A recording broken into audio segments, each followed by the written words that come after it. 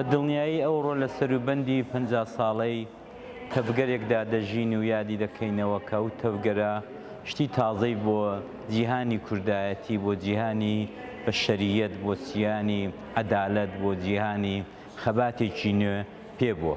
هیچ کەس ناتوانێت ئینکاری وەی بکە کە ئەو تەفگەرە کەەوە بەرەو 50 ساڵ دەڕوات لە نیو قەرنی ڕابردوودا دەستکەوتی زۆر شاز و زۆر بەرچاوی هێناوە بۆ ناو بزاوی خەباتی ڕەوای گەلی کوردستاندا.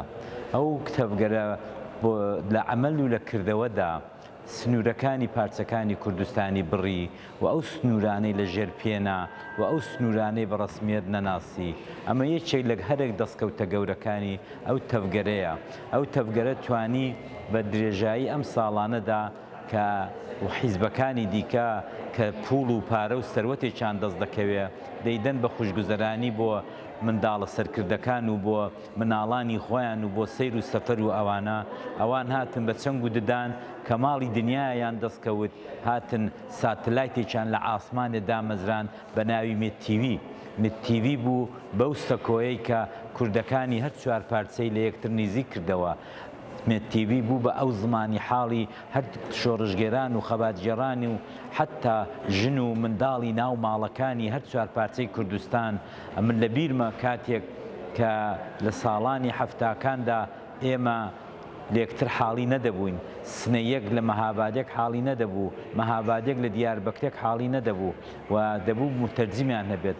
بەڵام بە هۆی چالاکی و شەو و ڕۆژی کارمەندانی مێتتیڤیەوە کە ئێستا بۆتە ستێرک تیڤی و چەندین جار ئەو تەلەڤیزۆنە ڕاودونانیان بۆ کرد و دایان خست و دووبارە کرایەوە و دیسان کۆڵیان نەدا و چەندین جار ئەو تەلەڤیزۆنە خەریکی داخران بوو. بەڵام ئەوان بە حەول و تەقەلای ئەو کارمەندە دڵسۆزانە دەمێک لە دانیمارک، دەمێک لە پاریس، دەمێک لە برۆکسێل کردیانەوە و ئەمە بوو بە زمان حاڵی زمانێکی تەواو شەفافی کوردایەتی کە ئەمڕۆکانە ئەگەر مقایسە بکەین لەگەڵ سەدەی ڕابردوو قۆناغی خەباتی کوردایەتی و ناسینی میلەتی کورد لە سەطحی دنیادا داوا و لە قۆناغێکی دیکەدایە. ئەم پێم وابێ زۆر شت هەیە لەو جورە وردە باڵانە لە خەباتی شۆڕژگێری گریلادا زۆر شتمان هەیە کە بتوانین بیژمێرین و گوڵبژێری بکەین بۆ خەباتی ئەو 50 ساڵانەیان.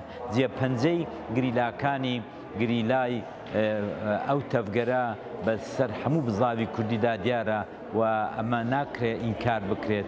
بە تایبەت ئەوەی کە ئەو تەفگەرە کردی خەباتێکی ڕەوا و خەباتێکی بەرچاوی نیوەی کۆمەڵیانی ژن بوو.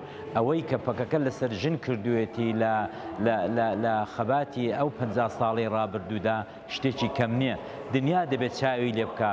پێش ئەوە ئێمە ژن هەر بۆ ماڵێ و بۆ منداڵ و بۆ ئەوە بوو. دەنا ئەو پەڕی یەک دوو حیزب بەنێوی ڕێکخراوی ژنان شتێکی نمایش و فۆرمالیتەیان دەکرد. بەڵام لە خەباتی ئەو تەفگەڕەیدا ژن بە معنای واقعی هاتە مەیدان و شانی لە شانی پیاویدا و خەباتی لە خەباتی پیاوانەوە پێشخست. بە تایبەت لە ڕۆژاوای کوردستان، بە تایبەت لە شەڕی داعیش ئەوانە بوون کە ژن پشت و بەڕبەڕەی داعیشی کۆنەپەرست و شەمشەمە چۆرەکانی لە عەرزێدا و قەناس بەدەستانی کچی ڕۆژاوای کوردستان ناوبانگی جیهانیان دەرکرد. لە دنیادا دەنگی داوە کە شەڕەوانە ژنە کچەکانی ڕۆژاواتیان کردووە.